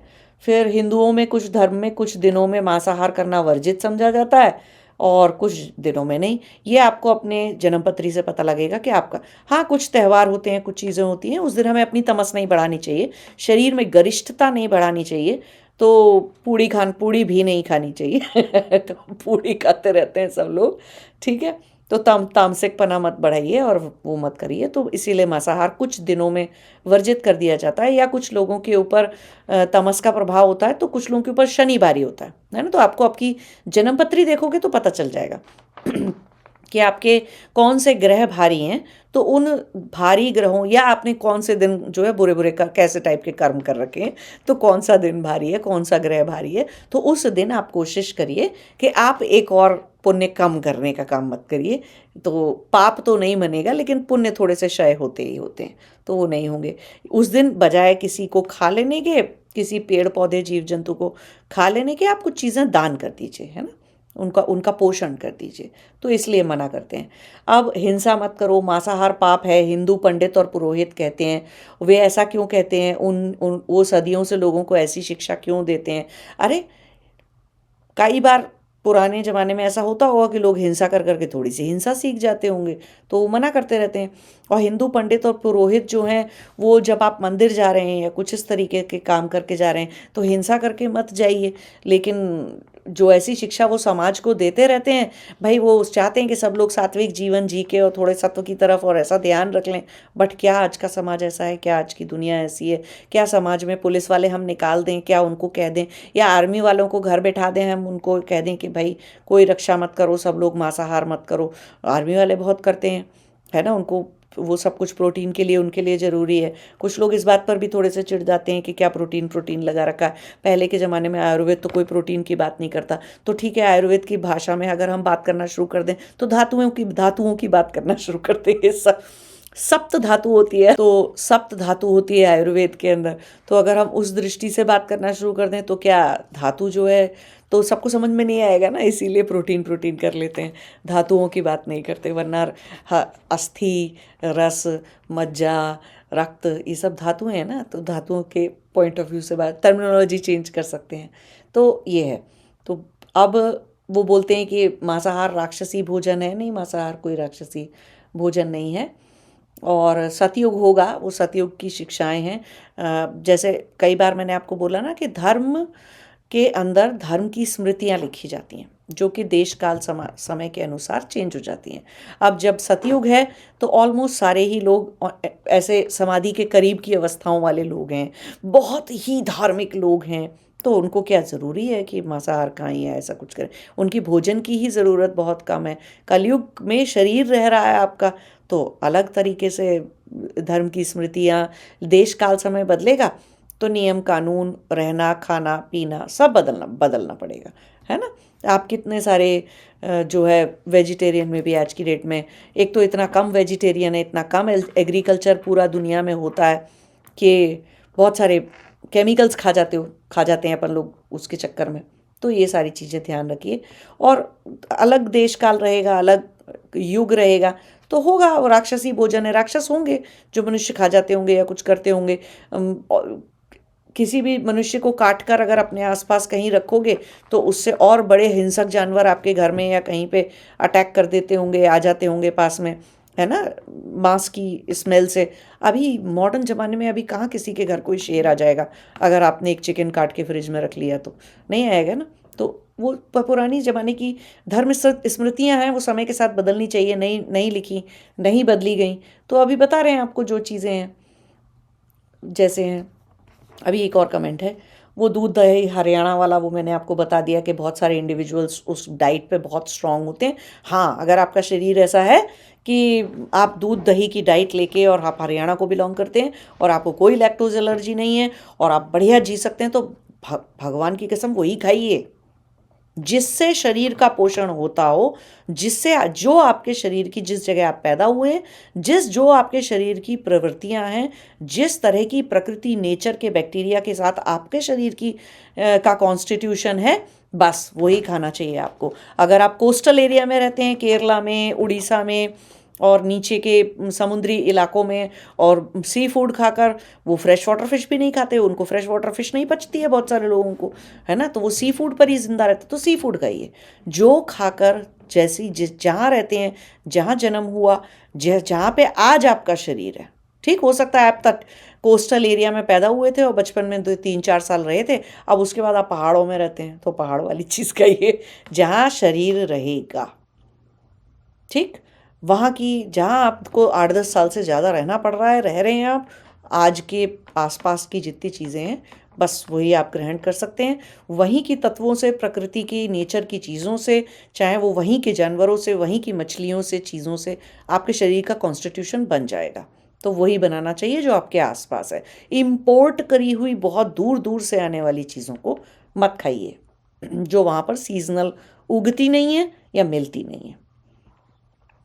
फिर उन्होंने, एक ने लिखा है कि हम जब फूड उगा रहे होते हैं तो हम अनइंटेंशनली बहुत सारे कीड़े मकोड़ों को मार देते हैं, हम कोई उन्हें जानबूझ के तो नहीं मार रहे। ये बड़ा हिपोक्रेसी का स्टेटमेंट है ना, ऐसे नहीं सोचना चाहिए। हमको पता है, ये इस बात से आंखें बंद नहीं की जा सकती कि हमने जो है कीड़े मकोड़े मर जाएंगे अगर हम एग्रीकल्चर करेंगे। अब हमने डायरेक्टली तो नहीं मारा, डिलिबरेटली तो नहीं मारा। ये वाली बात तो वही है कि मैं जानबूझ के आपको धक्का निकल जाऊं और फिर बोलूं नहीं नहीं जानबूझ के तो नहीं मारा मैंने आपको। इतनी हिपोक्रेसी नहीं रखनी चाहिए। ज्ञान रखिए कि हाँ, जीव जंतु तो मरेंगे ही मरेंगे एग्रीकल्चर करने में। जो अनाज धान उगेगा, अनुसूया आत्माएं भी मरेंगी एग्रीकल्चर करने में। और जो आप गाजर मूली खाओगे वो जिंदा है। तो गोभी, बैंगन, भिंडी, सब चीज़ों के पौधे, हरे धनिए, पुदीने, जो भी कुछ है सब जिंदा है, सब में आत्मा है, सब में उनके अंदर कम कला के प्राण होते हैं लेकिन प्राण होते हैं, आत्माएं हैं वो। कम चेतना होती है मनुष्य से लेकिन होती है ना। तो ये गलत फहमी में तो मत रहिए कि प्लांट खाकर आप किसी को मार नहीं रहे हैं, है ना, या मारने का कर्म नहीं हो रहा है ना। जानवर मारने से मारने का कर्म हो रहा है, प्लांट्स को और बीजों को मारने से मारने का कर्म नहीं हो रहा है। ये ऐसा कोई हिसाब किताब नहीं है। और मैं फिर बोलूँगी, गरुड़ पुराण उठाकर पढ़ लीजिए एक बार। उसमें आयुर्वेद दिया ही इसलिए है, यही समझाने के लिए, यही बात। कोई गरुड़ पुराण की भाषा ऐसी नहीं है। हिंदी में पढ़ लीजिए, इंग्लिश में पढ़ लीजिए, जो आपको भाषा अच्छी लगे उसमें पढ़ लीजिए। उसमें कहीं नहीं, बहुत सारी ये जो आप लोगों के प्रश्न आते हैं ना, ये नहीं पढ़े हुई चीज़ों का की वजह से है कि, क्योंकि फिर देखिए, मैं अपनी रिसर्च ना करूं, जैसे मैंने अभी थोड़ी देर पहले बताया कौन सा एआई अच्छा है, तो मैं क्या, जो ए आदमी बता रहा है, कोई एक्स आदमी बता रहा है कि एआई नंबर 1 अच्छा है, वाई आदमी बता रहा है कि जो है ये दूसरा कोई एआई नंबर 2 अच्छा है, फिर कोई जेड आदमी बता रहा है कि एआई नंबर 3 अच्छा है। तो क्या मैं जेड वाले को जाके पूछूं कि ये एआई वाला, ये मिस्टर एक्स ये क्यों कह रहे हैं कि एआई 1 अच्छा है, तुम तो कह रहे हो एआई 3 अच्छा है। ये सही तरीका जीवन में ज्ञान धारण करने का और ज्ञान को पाने का नहीं होता बेटा। सही तरीका होता है, किताबें बताई जा रही हैं, आपको पढ़ना है। भारत में अभी एक रिसर्च हुई थी, थोड़े दिन पहले पब्लिश हुई है, कि भारत की जो नई जनरेशन है, जेन जी की जो जनरेशन है, वो पिछले 200 साल की जनरेशन में सबसे कम किताबें पढ़ने वाली जनरेशन है, और सबसे हाई इन मेंटल हेल्थ, सबसे poorest score in mental health है उनका, और सबसे कम किताबें पढ़ते हैं। और जो हमारे टाइम की जनरेशन है, हमारी वाली जो जनरेशन है, उन्होंने बोला ये सबसे ज़्यादा किताबें पढ़ने वाली जनरेशन है और सबसे ज़्यादा मेंटली रिजिलियंट जनरेशन है। मेंटल हेल्थ अगर आज की डेट में किसी की अच्छी है तो वो मेरे टाइप के जनरेशन वालों की ज़्यादा अच्छी है इन कंपैरिजन, जबकि सिचुएशन सेम है सभी के लिए। हम सभी वॉर देख रहे हैं, हम सभी इतनी प्राकृतिक आपदाएं देख रहे हैं, हम सभी सारी चीज़ें देख रहे हैं, लेकिन लाइफ को हैंडल करने की तो किताबें पढ़ने का कोई एक्सक्यूज़ नहीं है। एक्स आदमी को जाके ये मत पूछिए कि उसने वाई ने ये क्यों कहा, वाई को जाके मत पूछिए कि एक्स ने ये क्यों कहा। किताब पढ़िए, संपूर्ण ज्ञान धारण करिए। ठीक है, सभी गुरु लोग थोड़ी बहुत कुछ चीज़ें आपको पॉडकास्ट पे, वीडियोस पे बता देंगे, वो अपनी जगह ठीक है। वो डायरेक्शन दिखा सकते हैं आपको कि देखो ये किताब पढ़ लो, या ये चांद है इसकी तरफ उंगली करके आपको इशारा करके बताते हैं चांद पर पहुंचना आपका काम है। ठीक है, तो पढ़ना बहुत ज़रूरी है, तो पढ़िए। ठीक है, अब उन्होंने लिखा, एक किसी ने लिखा है कि ये गुरुजी बोलते हैं कि आपको मीट नहीं खाना चाहिए, और बहुत सारे गुरु भी यही सिखाते हैं, बहुत सारे आचार्य भी यही सिखाते हैं। फिर मैंने आपको बताया, अपनी ज़रूरत, अपनी प्रकृति समझिए। इन सारे लोगों के पास ऐसा भी हो सकता है, क्योंकि ये मैंने बोला था ना पॉलिटिकली इनकरेक्ट टॉपिक है। भारत में हिंदू रिनायसेंस चल रहा है, हिंदुत्व रिनायसेंस चल रहा है। हम अपने कल्चर को, अपने ज्ञान को, चीज़ों को आगे लाने की बहुत ज़्यादा कोशिश कर रहे हैं। तो जो चीज़ विधर्मी लोग करते हैं, दूसरे धर्म के लोग करते हैं, सडनली वही चीज़ों को हमने पाप मान लिया। ये सही दृष्टि नहीं है। पढ़ना पड़ेगा इसके लिए, आपको बहुत सारा पढ़ना पड़ेगा सही दृष्टि रखने के लिए, और अपनी दृष्टि कायम करने के लिए, अपनी दृष्टि बनाने के लिए। नहीं तो ऐसे ही सोचते रहेंगे, एक्स ने ये कहा था, वाई ने ये कहा था, जेड ने ये कहा था। तो प्लीज़ पढ़िए बैठकर। और मैंने जैसा कि कहा कि कोई भी व्यक्ति जो है वो किस तरह की चेतना में, किस तरह से क्या कर रहा है, क्या खा रहा है, क्या नहीं कर रहा है, और सारे गुरु लोग ऐसा क्यों टीच करते हैं, वैसा क्यों टीच करते हैं। देखिए, एक और बात समझने की है, इस वाले प्रश्न को पढ़ने से मुझे एक और बात ध्यान आ गई कि जितने लोग समाधि और तपस्या कर रहे हैं, लेकिन लगाने की कोशिश कर रहे हैं, लेकिन राग द्वेष अभिनिवेश बहुत गहरे हैं, उनको नॉनवेज नहीं खाना चाहिए। जिस किसी के अंदर भी राग द्वेष अभिनिवेश बहुत गहरे हैं, नहीं खाना चाहिए। निकाल पाओगे नहीं, बहुत बहुत मुश्किल आएगी। तो जो मासेस हैं जिनके साथ ये सारे गुरु, या कोई, मैं भी अगर अपना यूट्यूब का वीडियो बना रहे हूँ, तो जो मासेस हैं, मेजॉरिटी ऑफ लोग हैं दुनिया में, क्या वो साधु सन्यासी तपस्वी हैं? नहीं। कैसे लोग हैं वो सब वही लोग हैं जो कि किस में फंसे हुए हैं? राग द्वेष अभिनिवेश में घुसे हुए हैं। तो मना किया जाता है उन लोगों को, मत खाओ और नॉनवेज, इससे कि तमस बढ़ेगा, और तमस बढ़ेगा तो क्या कर लोगे? जो काम करते हो वही नहीं कर पाओगे, जिन वृत्तियों से लड़ रहे हो वही नहीं कर। चेतना पेट का खाना पचाने में चली जाएगी सारी की सारी। नॉनवेज पचाना वेजिटेरियन पचाने से ज़्यादा भारी काम है, ये बात ध्यान रखना। और जितना कॉम्प्लेक्स नॉनवेज खाओगे उतना ही कॉम्प्लेक्स पचाने में ज़्यादा। मछली बहुत आसानी से पच जाती है मुर्गे की, उसमें चिकन खाने की कंपैरिजन में चिकन आसानी से पच जाता है किसी भी तरह के लैम्ब, या क्या बोलते हैं उसको, बकरी खाने की कंपैरिजन में, है ना। और उससे भी आसानी, बकरी या लैम्ब आसानी से पच जाता है बीफ खाने की कंपैरिजन में। तो जितना कॉम्प्लेक्स जानवर खा लोगे उसको पचाने के लिए तो तमस भारी रहेगी शरीर के अंदर, उतनी देर डाइजेशन का प्रोसेस चलता रहेगा। इसीलिए जब हम समाधि की पास की अवस्थाओं में आ जाते हैं, समाधि लगने की तरफ जब बहुत पास आ जाते हैं, तो आप पका हुआ खाना भी नहीं खा सकते। क्यों? डाइजेशन नहीं होना है उस चीज़ का इतना। दूध पे रह जाओ, जो दूध पी सकते हैं, ठीक है, उस पे रह जाओ, आलू खा के रह जाओ, कोई एक तत्व डिसाइड कर लो कि यही खाते चले जाओगे। मैं बहुत सारा आलू ही खाती जा रही थी, आलू ही खा रही थी, कच्चा आलू, उबला आलू, पका हुआ आलू या भुना हुआ आलू, बस आलू। ठीक है, गाजर ही खा रही थी, केला ही खा रही थी।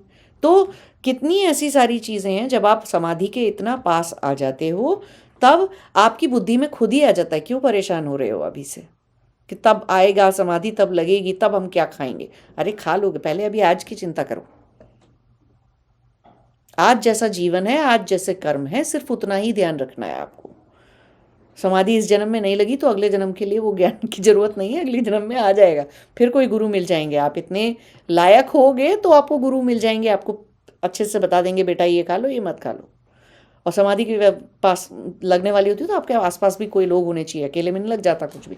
से अकेले में आपके शरीर को बाद में समाधि लगने के बाद पालने के लिए घर में लोग होने चाहिए, आसपास आश्रम में कहीं पर भी लोग होने चाहिए, तो आप शरीर नहीं पाल पाओगे, शरीर नहीं रख पाओगे, शरीर बेकार हो जाएगा, आत्मा छोड़ के चली जाएगी, आप खुद ही छोड़ के चले जाओगे उस शरीर को।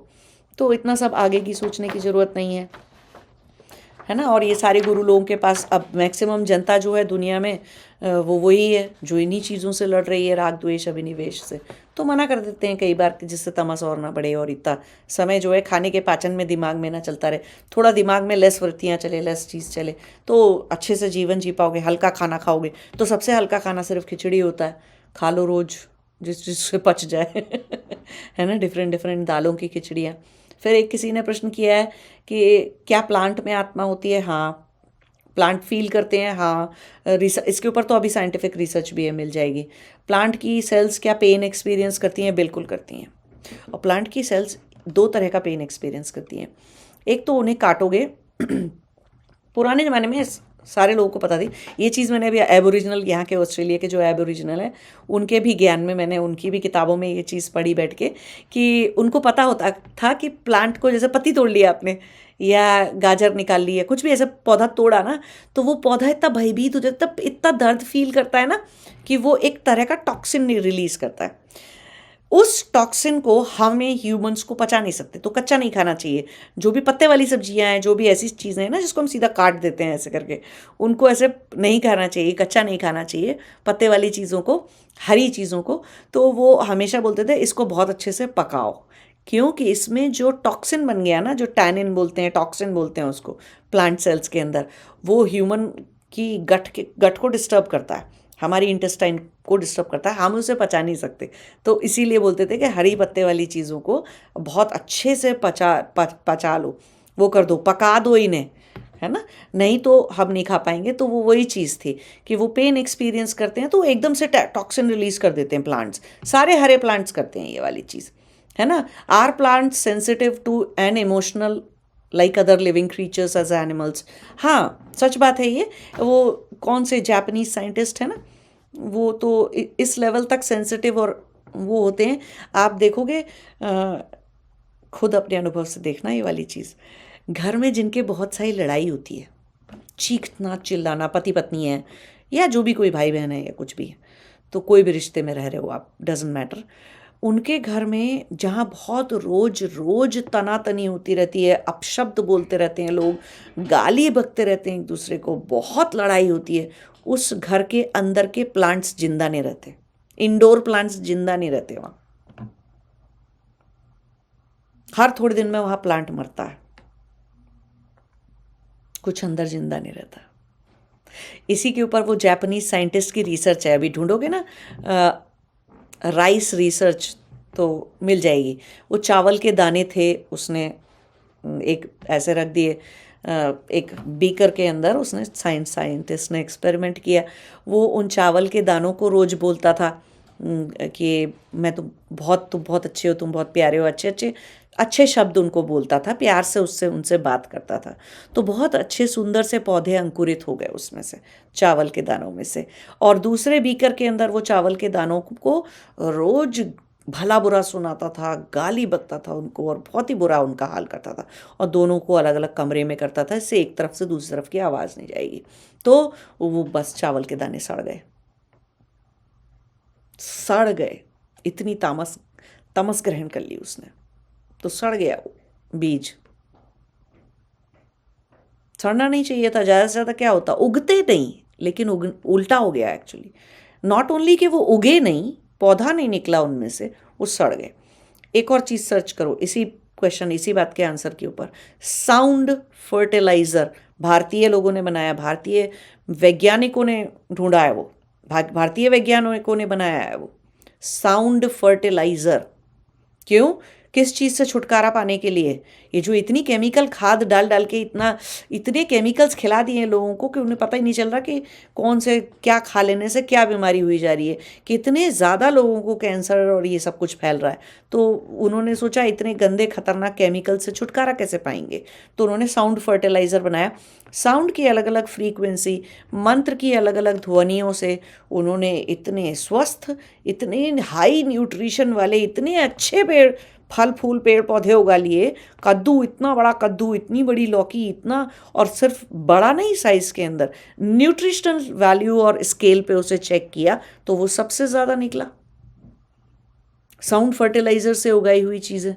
तो देखिए कि प्लांट के ऊपर हमारे बोलने का, साउंड का कितना असर पड़ता है।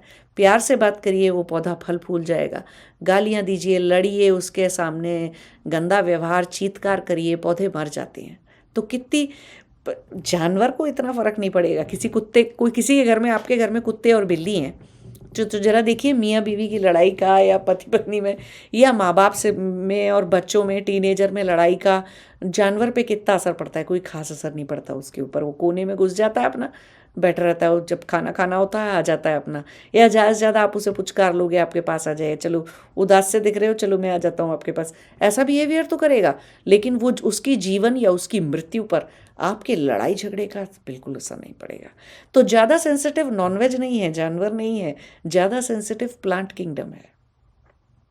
तुलसी का पौधा, पान का पौधा, एक सिंगल बार घृणा से या तमस से या गाली दे के या कुछ भी करके एक सिंगल बार बोलने की ज़रूरत थी, पान की बेल मर जाती है, पान का पौधा मर जाता है। और तो और प्लांट तो इतने सेंसिटिव होते हैं। दृष्टि सबसे ज़्यादा किसे लगती है? नज़र लगना कहते हैं ना, जेलस भरी, ईर्ष्या भरी दृष्टि मनुष्यों को तो लगती ही लगती है, हमको तो लगती ही है, जानवरों को उतनी लगती है, लेकिन सबसे ज़्यादा किसे लगती है? हम तो सिर्फ बीमार पड़ेंगे, किसी की दृष्टि लग जाए, नज़र लग जाए तो बीमार पड़ जाएंगे। जानवर को लग जाए, जानवर भी बीमार पड़ जाएगा, पौधा मर जाएगा। पौधे मर जाते हैं। ये मेरे अपने जीवन में, 50 साल के जीवन में, मैं बहुत पेड़ पौधे उगाती हूँ। बहुत ज़्यादा मेरा काम है अपने बैकयार्ड में बहुत सारे पौधे उगाना। और ये मैं अभी से नहीं कर रही, मैं बहुत बचपन से ही पेड़ पौधों में घुसी रहती थी। ये पेड़ लगा, वो पेड़ लगा, ये बेल उगा, ये इसके बीज उगा, ऐसा पौधा वैसा पौधा। मुझे बहुत ही ज़्यादा पेड़ पौधों से प्यार है। बहुत ज़्यादा ग्रीनरी उगा रखी होती है मैंने, घर के अंदर भी घर के बाहर भी। कोई एक पौधे की एक भी पत्ती, एक भी चीज़ कुछ भी हो तो मुझे तुरंत ऐसा लगता है, मुझे सुनाई देता है कि इस पेड़ को क्या चाहिए, आवाज़ सुनाई देती है। मुझे समझ में, मनुष्य से ज़्यादा पेड़ पौधे आते थे एक टाइम पे, है ना। तो प्लांट इतने सेंसिटिव है, दृष्टि खा जाती है कुछ लोगों की, कुछ लोगों का टच खा जाता है प्लांट को। तो प्लांट्स सेंसिटिविटी में जानवरों से और हमसे, आपसे बहुत ज़्यादा सेंसिटिव है। वो सिर्फ गति नहीं कर सकते, है ना, कि आज पेड़ यहाँ उगा था, कल इधर उग गया। और जैसे हम चलते फिरते हैं ना, लोकोमोशन जो है ना, जैसे हमारे अंदर, जैसे हम गति बोलते हैं, शरीर की गति, शरीर को हम अपने गति करा सकते हैं ना, एक स्थान से दूसरे स्थान पे ले जा सकते हैं। पशु पक्षी भी कर सकते हैं, चिड़िया जानवर, कोई भी बैक्टीरिया या वायरस कुछ भी कर सकता है, गति होती है उनके अंदर। प्लांट में सिर्फ एक गति मिसिंग है, लेकिन सेंसिटिविटी का लेवल बहुत हाई है।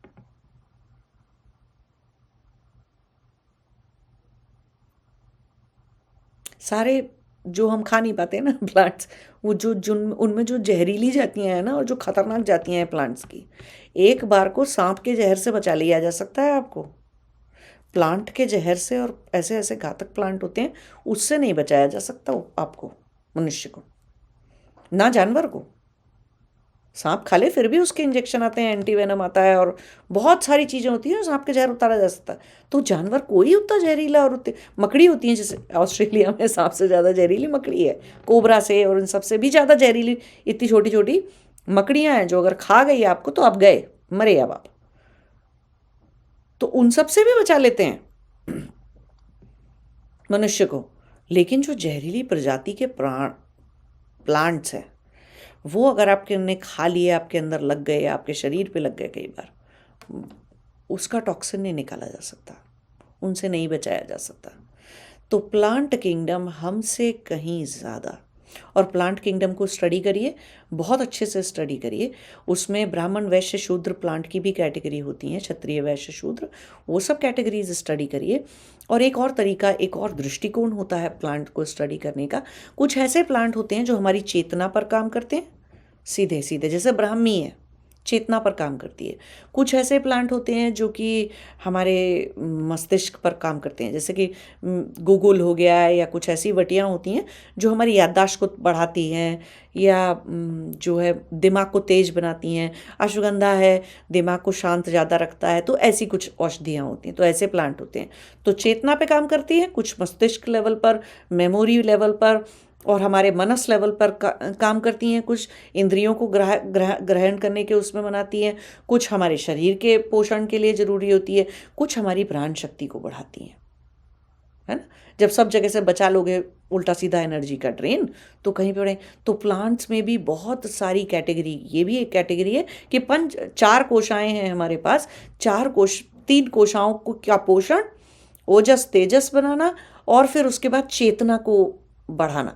ऐसी कौन सी प्लांट्स और औषधि हैं, उसके पॉइंट ऑफ व्यू से पढ़िए प्लांट किंगडम को, उसकी भी स्टडी करिए कि कैसे ये सब कुछ चलता है। एक और दृष्टिकोण है प्लांट्स को पढ़ने का, कौन से वो प्लांट हैं जो तब से हैं जब से धरती बनी है, जब से पृथ्वी बनी है। मानवता की बात नहीं हो रही है, प्लांट किंगडम हमसे पहले एग्जिस्ट करता था।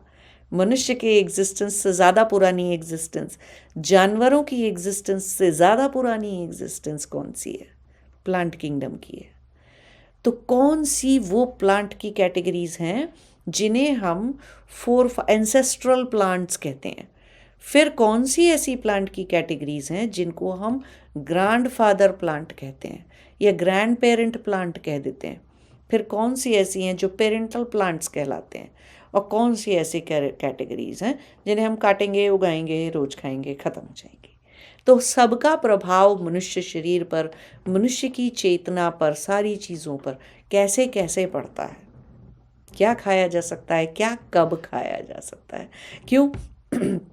जानवरों की तो फिर भी खाने पीने में कोई मुहूर्त की बात नहीं की जाती है। बट आपको पता है ना, हवन सामग्री में जब आप हवन सामग्री के लिए पुष्प पौधे तोड़ते हो, इतनी इसकी जड़ लाते हो, उसकी जड़ लाते हो, ये पौधा तोड़ लिया, वो पौधा तोड़ लिया, ये फूल तोड़ लिया, उसी से तो बनाते हो हवन सामग्री। और कैसे बनाते हो? तो क्यों लिखा रहता है कि इस मुहूर्त में ये चीज़ तोड़नी है, इस कंस्टिलेशन में ये चीज़ तोड़नी है? तो सोचिए, हवन सामग्री में वो पेड़ पौधा डालेंगे, जलेगा, मरेगा, मार के ही तो लाए आप उसे। अब आप उसे जलाओगे, उसके शरीर को तो जला रहे हो आप। क्यों क्यों इतना ध्यान रखना पड़ता है कि ये चीज़ पूर्णिमा की रात को ही तोड़ी जाएगी, कुछ चीज़ें अक्षय तृतीया को ही तोड़ी जाएंगी? क्यों ध्यान रखा जाता है इतना ज़्यादा? जानवर को खाने के लिए, हमारे खाने के लिए कुछ चाहिए था तो थोड़ी बोलते हैं आपसे हरा धनिया संडे को मत तोड़ना, या पुदीना जो है वो शनिवार को मत तोड़ना। ऐसा कोई प्रिस्क्रिप्शन है किसी भी शास्त्र में? नहीं है। लेकिन पूजा के लिए, कुछ और चीज़ों के लिए, कुछ और पर्पस के लिए, वो चीज़ जो शरीर में नहीं खानी है, चेतना की वृद्धि के लिए हवन यज्ञ क्यों करोगे? बुद्धि के लिए, चेतना के लिए, कर्म की शुद्धि के लिए, इसीलिए तो आप हवन करोगे। तो कैसे उसके लिए प्रिस्क्रिप्शन लिखा हुआ है, फलाना पौधा फलानी टाइम तोड़ा जाएगा हवन सामग्री बनाने के लिए, ये वाला हवन करना है तो उसके लिए ये वाले पौधे, ये वाली हर्ब्स, ये वाले पंचतत्व चाहिए, और इनको इस मुहूर्त में, इस काल में। तो साल साल भर, पूरे 2-2 साल, कई बार तो 4-4, 5-5 साल में, 10-10 साल में एक पौधे में एक फूल आता है, तो उसको तभी तोड़ा जाता है। तो प्लांट का विज्ञान, ज्ञान, सेंसिटिविटी बहुत ज़्यादा है। तभी तो उन चीज़ों का, उनका तर्पण हम यज्ञ में भी करते हैं, क्योंकि उनकी सेंसिटिविटी बहुत ज़्यादा है। इतनी ज़्यादा सेंसिटिविटी है कि आप पालक को काट लाते हो, पौधे को काट लाते हो, फिर भी पालक बहुत देर जिंदा रहती है, जब तक कि हम उसको कूट पीट के कितनी तेज अग्नि में पकाते रहते हैं, तब जाके वो मर। कितने दिन तो वो हमारे फ्रिज में और सही एनवायरनमेंट देने पर वो जिंदा सी बनी रहती है ना। पालक या कोई भी हरी चीज़ है, कोई भी सब्जी भाजी है, आलू, बैंगन, गाजर, कुछ भी, भिंडी, बनी रहती है ना जिंदा, पेड़ से अलग करने के बाद भी जिंदा बनी रहती है बहुत लंबे समय तक। जानवर में होता है क्या, बना रहेगा जिंदा बिना किसी उसके? नहीं, नहीं बना रहेगा ना। तो ये वाली चीज़ें, तो ये सब बहुत सेंसिटिविटी है। प्लांट में आत्मा है। अब इसमें लिखा है कि ये एक क्वेश्चन है, इन्होंने पूछा है कि अगर मुस्लिम फैमिली बीफ बना रही है अपने घर पे और साधु गया भिक्षा लेने के लिए, तो उनको साधु महाराज को फूड जो है अब तो भिक्षा लेके खाना है, तो अब वो तो लेकिन गाय नहीं खाएंगे, तो क्या उनके लिए वो चीज़ें होती हैं? देखिए, उसके लिए मैं आपको बोलूँगी, आप संन्यास दर्शन, एक दर्शन है हमारा, दर्शन शास्त्र है हमारा संन्यास दर्शन, आप ढूंढेंगे तो आपको बहुत सारी उसके ऊपर किताब मिल जाएंगी। और कुछ गुरुदेव की तो पटना के जो हैं, पटना में कुछ हैं आश्रम और इस तरीके के गुरुकुल हैं, जिनके स्वामियों ने और आचार्यों ने बहुत अच्छी किताबें लिखी हैं इसके ऊपर कि हम जो है बहुत सारे साधु, मतलब संन्यास दर्शन को कैसे जिया जाए, कैसे जिया जाता है, तो पुराने टाइम में कैसे जिया जाता था। और फिर उन्होंने ये भी लिखा है कि कंटेम्प्रेरी संन्यास दर्शन मॉडर्न ज़माने में। अब आजकल तो कोई घूमने नहीं दे सकते ना, घूमने देते भी नहीं है ऐसे कहीं से, सरकारी पकड़ लेगी अगर हाईवे पे चलते मिल गए या कुछ हुए तो रहना पड़ता है उनको भी। पहले, अब पहले जैसे रूल्स भी फॉलो नहीं कर सकते कि 3 दिन रुको और 4 दिन मत रुको, तो शहर ही क्रॉस नहीं होगा 3 दिन और 4 दिन में, तो रुकना ही पड़ेगा वहाँ पे, है ना। और पैसे नहीं रखो, पैसे कैसे नहीं रखें, है ना। कहीं पे आजकल तो कोई गाड़ी रोक के आपको बिठाएगा भी नहीं, तो बहुत सारी सुरक्षा की भी बात आती है, तो संन्यास दर्शन पढ़ना पड़ेगा आपको। और बाकी अगर आप बुद्धिज़्म में देखोगे तो भगवान बुद्ध ने तो सीधे बोला था कि ऐसा है, जो मिलेगा वो खाना पड़ेगा, ले लो आप, लेकिन उनके साथ एक्सचेंज कर लो जो खा सकते हैं, है ना। तो आपस में जो भिक्षु लोग होते थे वो आपस में अपना खाना एक्सचेंज कर लेते थे कि भाई तुझे वेजिटेरियन मिला, मैं वेजिटेरियन, तो मुझे वेजिटेरियन दे दे, मैं क्यों नई नई चीज़ खाऊँ, नया खाना खाऊँ, ठीक। How these needs are fulfilled during समाधि, तो उन मैंने आपको बता दिया कि आप प्राण शक्ति बहुत तेज हो जाती है। प्राण शक्ति लेने के और भी तरीके होते हैं, प्राण कॉस्मिक शक्ति लेने के और शरीर का पोषण करने के और भी तरीके होते हैं, लेकिन वो परमानेंटली सस्टेन्ड तरीके नहीं होते, ठीक है। खाना तो खाना ही पड़ेगा, आज नहीं तो कल। और ये जिन्होंने पूछा है कर्म हम स्थूल शरीर से करते हैं, नहीं, कितनी बार मैंने आपको समझा दिया, कर्म मन वचन और शरीर तीनों से ही होते हैं। और ज़्यादा परिणाम जो है वो मानसिक कर्म का ज़्यादा खतरनाक परिणाम होता है। मन से जो कर्म किया उसका परिणाम ज़्यादा खतरनाक है, शरीर से किए हुए कर्म का परिणाम कम खतरनाक है। और शरीर, तो किसी की लाश कोई कर्म करने जा सकती है क्या? शरीर अपने आप कोई कर्म कर सकता है क्या? नहीं। तो चेतन कौन है शरीर के अंदर? हम, आत्मा। आत्मा चेतन है। तो ऐसे नहीं बोल, जब तक समाधि ना लग जाए, मोक्ष ना मिल जाए, तब तक हम ऐसे नहीं बोल सकते हैं कि कर्ता जो है वो आत्मा नहीं है। आत्मा करता है कर्म को, कर्म की कर्ता आत्मा मानी जाती है, क्योंकि शरीर में से आत्मा निकाल दो तो क्या शरीर अपने आप कहीं चल देगा कर्म करने के लिए? नहीं, ऐसा नहीं है ये। और बाकी के वीडियो देखिए तो तब आपको पता चलेगा, सुना, समझ में आएगा कि कर्म कैसे हो रहे हैं। यदि हम जानवरों का कर्म किसी के साथ किसी प्रकार का कर्म सचेत रूप से कर रहे हैं, तो क्या उसका परिणाम हमें अपने सूक्ष्म, नहीं, हमारी पूरी पंचकोशाओं में परिणाम आएगा। जो भी परिणाम आना होता है किसी भी तरीके के कर्म का, अगर वो हम उसको नहीं सुधारते, नहीं ठीक करते, तो पूरी पंचकोशा में आ जाता है, ठीक है। तो स्थूल शरीर तो यहीं रह जाएगा, सूक्ष्म शरीर हम लेके जाएंगे, तो उन कर्मों का परिणाम हमें नहीं चुकाना होगा, चुकाना होगा, बाकायदा चुकाना होगा। आत्मा करता है, आत्मा के साथ जब तक सूक्ष्म शरीर चलता रहेगा, कर्म के बंधन चलते रहेंगे और आप सब चीज़ों को चुकाते रहेंगे।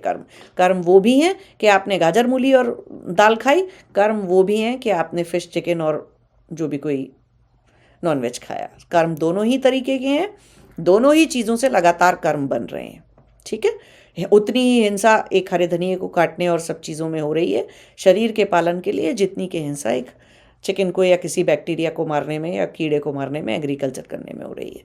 सब चीज़ों की बराबर है शरीर का पालन और अपनी प्रकृति, अपने शरीर का जो भी आपके शरीर की वो है कॉन्स्टिट्यूएंसी है, उसके हिसाब से और वृत्तियों के हिसाब से आपको खाना पीना चाहिए कि मैं ये काम करता हूँ, मैं ये इस तरह के मेरे वात पित्त कफ के दोष का प्रकृति का शरीर है, तो ये खाना मेरे लिए लाभकारी है, ये खाना लाभकारी नहीं है।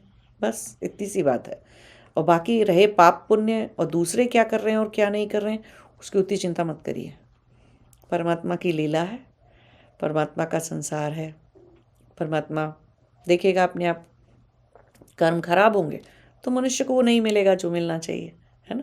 कर्म अच्छे होंगे तो उसे हर तरह के धन धान्य सुख की प्राप्ति हो जाएगी, आनंद की प्राप्ति हो जाएगी, समाधि की प्राप्ति हो जाएगी। नमस्ते, जय शिवाय।